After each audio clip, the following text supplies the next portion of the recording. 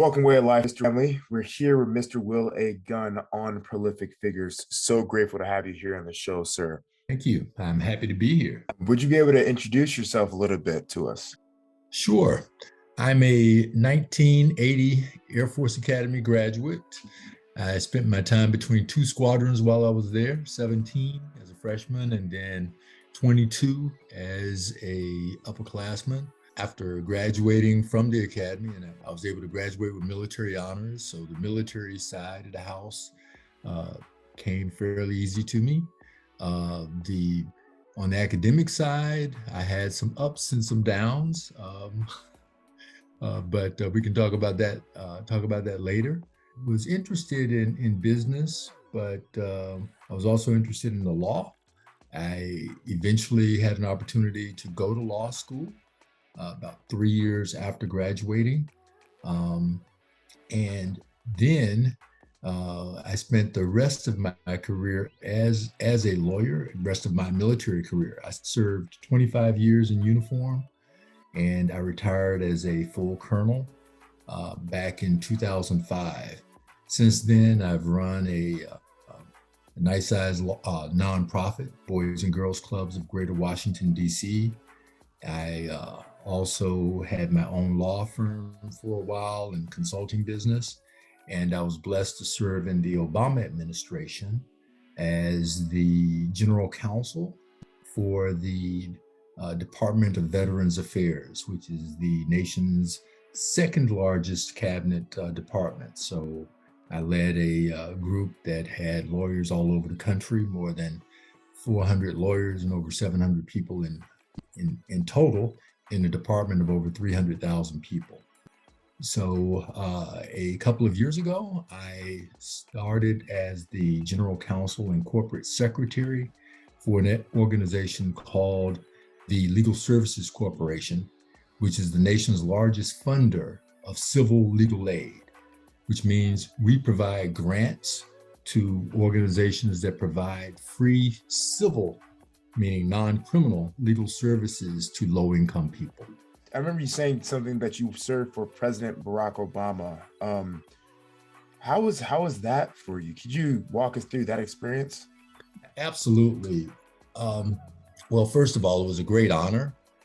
In order to serve in the position that I served in, I had to be nominated by the president and confirmed by the United States Senate.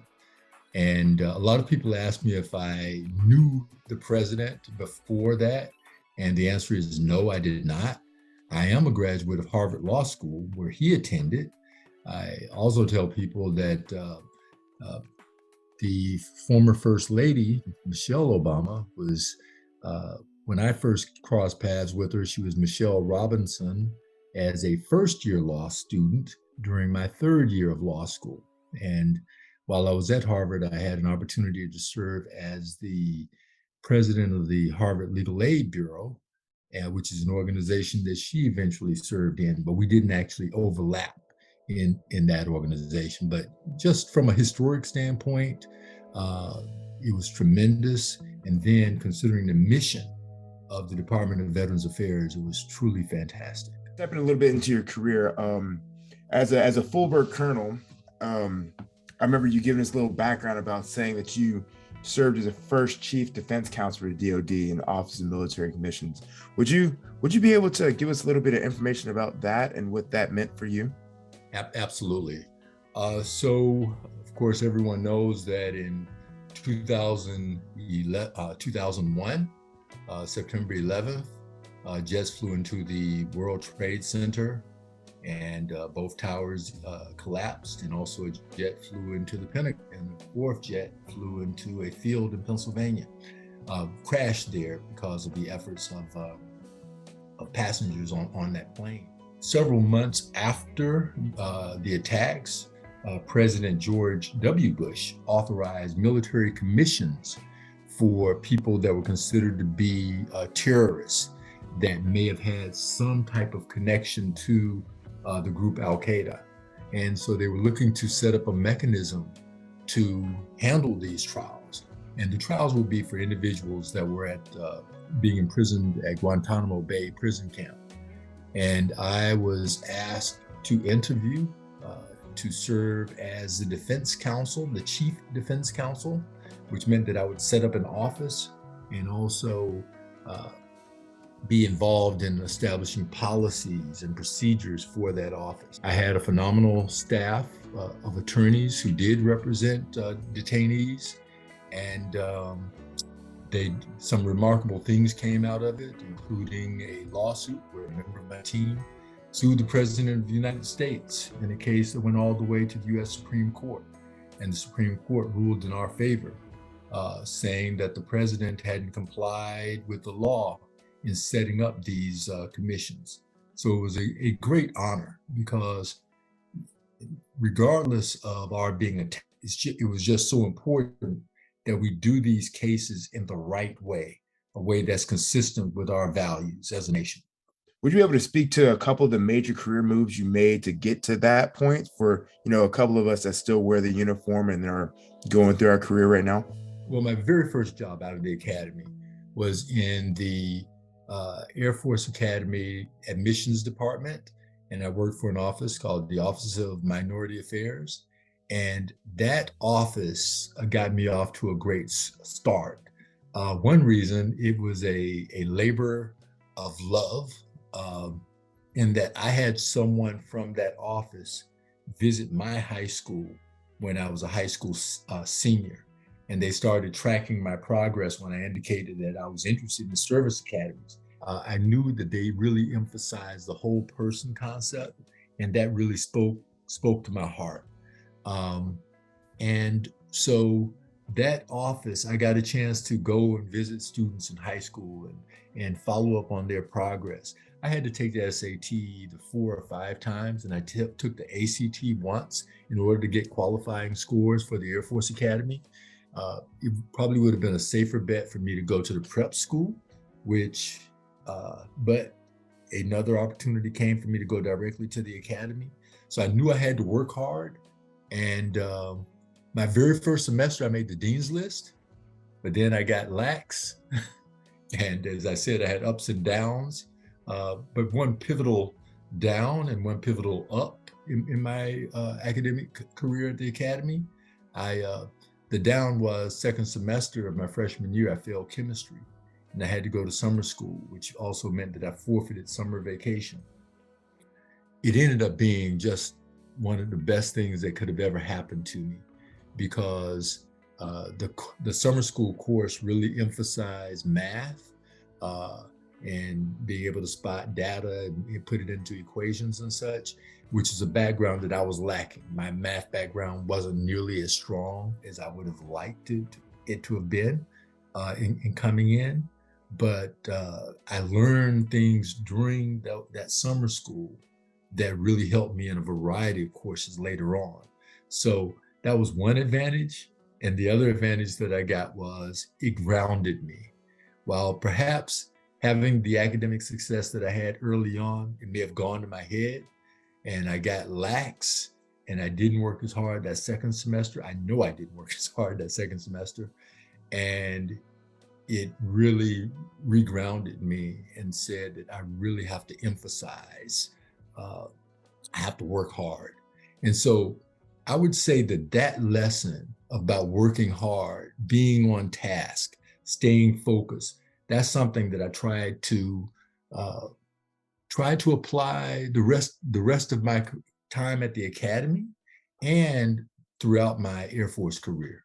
And that's so pivotal, especially today. I think it is, as we speak at the time of this recording, class 2027 is going through basic training, and Yes. those little dualies are getting put through the ringer a little bit. Especially here on Prolific Figures, we try to preach the mantra, that well, it's a little bit more of a mantra, I would say, that 3-0 is too low. Yes. Now we have to start striving for a little bit more and pushing a little bit further. It's important to see that not only can you struggle one semester, but it's not detrimental to your career. It won't end your life.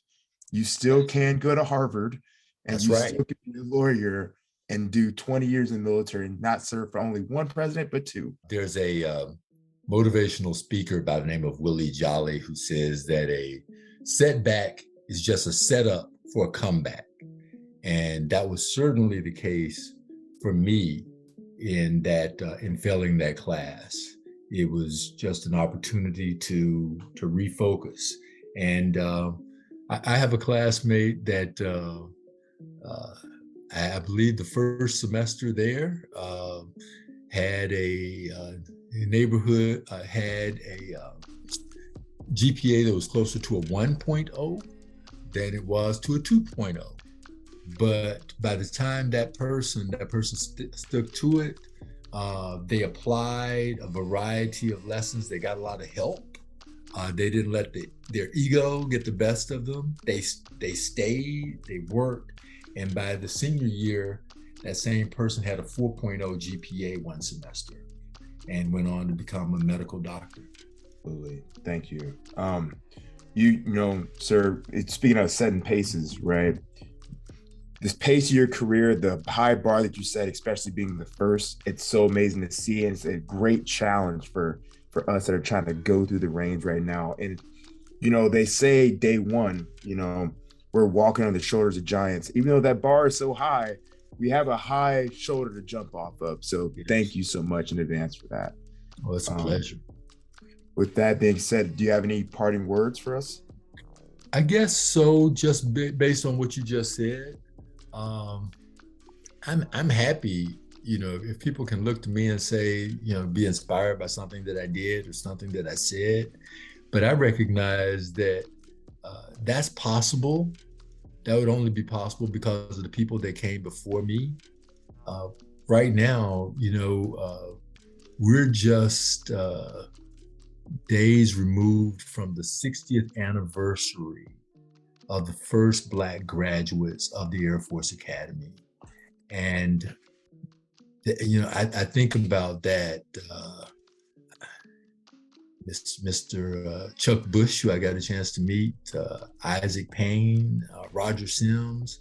They were the first 3 Black grads, class of 1963. And, you know, what they had to deal with when they came into the Academy in 1959. You know, that speaks to me. Or the class of 1964, where there was only 1 Black grad. That 1 Black grad was Fred Gregory,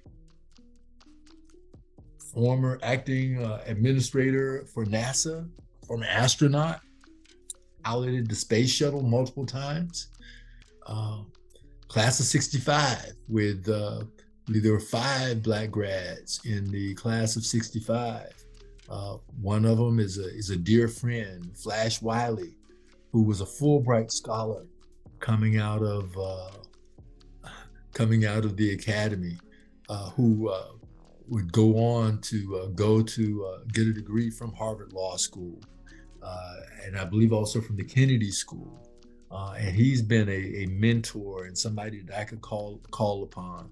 One of those first 3 Black grads, Chuck Bush, who was the first Black grad by order of merit, he was a graduate of Harvard Business School. And so these are people that I've had not just the opportunity to meet, but that people that are poured into my life. And so, you know, the list could go on, but because of what they did and because of their generosity and this example that they set, I feel as though I have no choice but to be generous with my time, generous with my insight, because, you know, it's fine. You know, sometimes you can be the first, but I don't want to be the last. I want many others to come on and make fabulous contributions and do great things. We all rise when that happens. Well, there it is, Way of Life family. We had an amazing time sitting down and talking with Col Retired Will A. Gunn here on Prolific Figures. Until next time, we appreciate you. Stay great.